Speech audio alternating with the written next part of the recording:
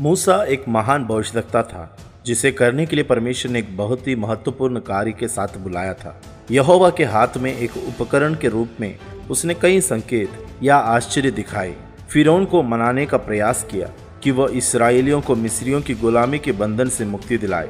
इन आश्चर्य कर्मों को आमतौर पर इज़राइल के परमेश्वर यहोवा की ओर से भेजे गए विपत्तियों के रूप में संदर्भित किया जाता है, इस प्रमाण के रूप में कि एक सच्चा ईश्वर मिस्रियों के सभी कई देवताओं से कहीं अधिक बड़ा जीवित है। मिस्र की ये 10 विपत्तियां प्राचीन मिस्र के देवी देवताओं के लिए, जो मिस्र में मूसा के समय में प्रचलित थी, परमेश्वर की ओर से दंड के रूप में हुआ था। निर्गमन की किताब 12 अध्याय उसका 12वां वचन में लिखा है, क्योंकि उस रात को मैं मिस्र देश के बीच में होकर जाऊंगा और मिस्र देश के क्या मनुष्य क्या पशु सबके पहलौठों को मारूंगा और मिस्र के सारे देवताओं को भी मैं दंड दूंगा। मैं यहोवा हूँ। प्रियो, मिस्र की 10 विपत्तियां वहां के ऐसे 10 देवी देवताओं के लिए परमेश्वर की ओर से दंड थी। संख्या 10 बाइबल अंक शास्त्र में एक महत्वपूर्ण संख्या है। ये मात्रा की पूर्णता को दर्शाता है। मिस्र की 10 विपत्तियां यानी पूरी तरह से त्रस्त को दर्शाया गया है। जिस तरह 10 आज्ञाएं परमेश्वर के नैतिक कानून की पूर्णता का प्रतीक बन जाती है, मिस्र की 10 प्राचीन विपत्तियां उन लोगों पर न्याय और परमेश्वर के न्याय की पूर्णता को दर्शाते हैं। 10 बार परमेश्वर मूसा के माध्यम से फिरौन को अपना मन बदलने, पश्चाताप करने और एक सच्चे परमेश्वर की ओर मुड़ने की अनुमति देता है।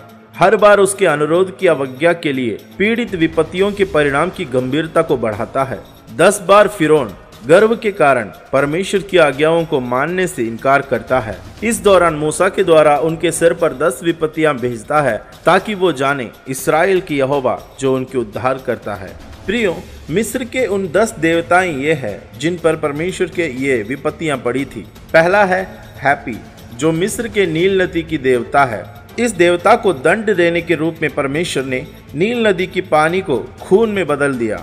मिस्रियों को परमेश्वर की ओर से जो पहली विपत्ति जो दी गई थी वह थी पानी को लहू में बदलने की। जैसे ही मूसा के भाई हारून ने यहोवा की छड़ी को नील नदी तक छुआ, वह तुरंत खून में बदल गई। सभी मछलियां मर गई और पानी खराब हो गई।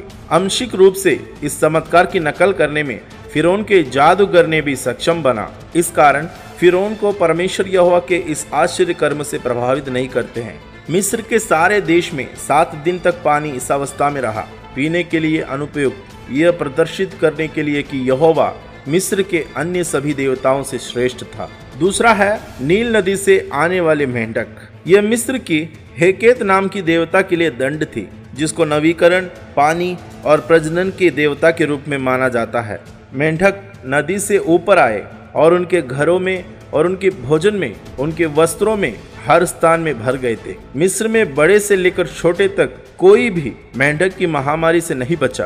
फिरौन के जादूगर परमेश्वर की शक्ति का अनुकरण करने के प्रयास में और अधिक मेंढक लाने में सक्षम थे, लेकिन केवल मूसा ही मेंढकों को दूर भगाने में सक्षम था।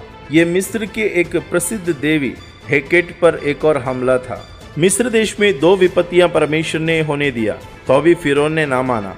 फिर मूसा को यहोवा की आज्ञा से हारून से कहा गया कि वह अपनी लाठी बढ़ाए और भूमि की धूल उड़ाए। जब उसने ऐसा किया तो मिट्टी सारे देश में, क्या मनुष्य क्या पशु क्या सब पर कुटकियां बन गई। अंत में फिरौन के जादूगरों को अपमानित किया जाता है, क्योंकि इस शक्ति के साथ प्रतिस्पर्धा करने में वे असमर्थ हो जाते हैं। प्रियो, ये तीसरी विपत्ति मिस्र के गेब नाम की देवता के लिए परमेश्वर की ओर से दंड था, जिसको मिस्री लोग पृथ्वी के मालिक समझते थे। चौथी विपत्ति है ढंसों के झुंड यानी मक्खियों के झुंड। फिर से मूसा ने फिरौन से नील नदी के पास भेंट की और यहोवा की ओर से यह कहकर यह मांगा कि मेरे लोगों को जाने दे कि वे मेरी उपासना करें। फिर से फिरौन ने अपने हृदय को कठोर कर लिया और अनुरोध की अवहेलना की, जिसके परिणाम स्वरूप मक्खियों की झुंड की आगमन हुई। यह आश्चर्य मिस्र की विपत्तियों को एक अलग स्तर पर ले जाता है। ये मिस्र के उस खेपरी नाम की देवता के लिए दंड थी, जिसको मिस्र के लोगों ने सृजन की देवता और सूर्य की गति और पुनर्जन्म को नियंत्रण करने वाले के रूप में मानते थे। और 5वीं विपत्ति थी मिस्र के पशुओं की मौत। ये उस देवता के लिए दंड थी जिसके नाम थी हतोर, जिसको मिस्र के लोग अपने आप को संभालने वाले के रूप में मानते थे।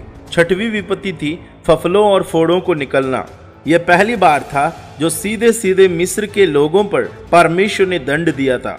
यहोवा की आज्ञा पाकर मूसा ने भट्टी में से राख निकालकर आकाश में फेंक दी। वैसे ही वह मनुष्य और पशु पर फोड़े और फफलों के रूप से जम गई। ये मिस्र के आइसिस नाम की देवता के लिए दंड थी, जिससे मिस्र के लोगों ने भला चंगा रखने के लिए वे प्रार्थना करते थे। सातवीं विपत्ति थी आग के रूप में आसमान से ओले बरसे। ये विपत्ति शुरू होने से पहले फिरौन को फिर से चेतावनी दी जाती है कि यदि वह परमेश्वर यहोवा की बातें नहीं मानते हैं और इस्राएल लोगों को परमेश्वर की उपासना करने जाने नहीं देते हैं। ये मिस्र के नट नाम के देवता के लिए दंड थे, जिसको मिस्र के लोगों ने आसमान के मालिक समझ रखा था। आठवीं विपत्ति है टिड्डियों का आक्रमण।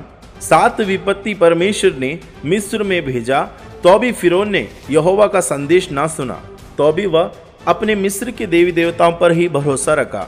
इस कारण परमेश्वर यहोवा ने मिस्र देश में टिड्डियों को भेजा गया, जिसके द्वारा मिस्र देश की खेती और हरियाली को पूर्ण रीति से बर्बाद किया गया।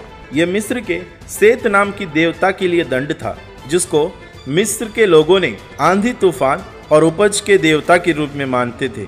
नौवीं विपत्ति थी अंधकार से भरी 3 दिन और 3 रात। अघोषित रूप से मिस्र पर अंधेरा छा गया।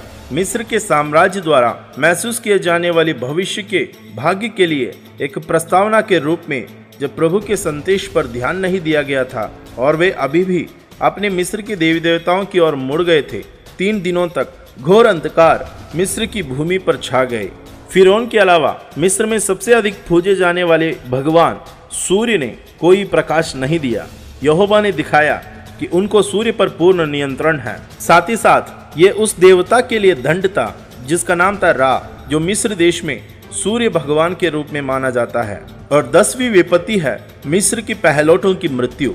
मिस्र के सबसे बड़ा ईश्वर फिरौन को माना जाता था। मिस्रियों द्वारा फिरौन का पूजा की जाती थी। यह माना जाता था कि वह वास्तव में सूर्य देव यानी रा का पुत्र था, जो शरीर में प्रकट हुआ है। पूरे देश में 3 दिन तक अंधेरा छा जाने के बाद भी फिरौन ने परमेश्वर की बात को पूर्ण तरह से नहीं माना। फिरौन ने अब लोगों को जाने देने की विनती को मान लिया, परंतु उन्हें अपने पशुओं को छोड़ देने के लिए तैयार नहीं था। इस कारण परमेश्वर यहोवा ने मिस्र देश के सब पहलौठों को मार दिया, अर्थात फिरौन के पहलौठे से जो उसके सिंहासन पर विराजमान थे, उनकी दासी की पहलौठे तक परमेश्वर ने मार दिया। यह मिस्र के उस ईश्वर के लिए दंड था जिसे मिस्र की परम शक्ति मानी जाती थी, जिसका नाम था फिरौन।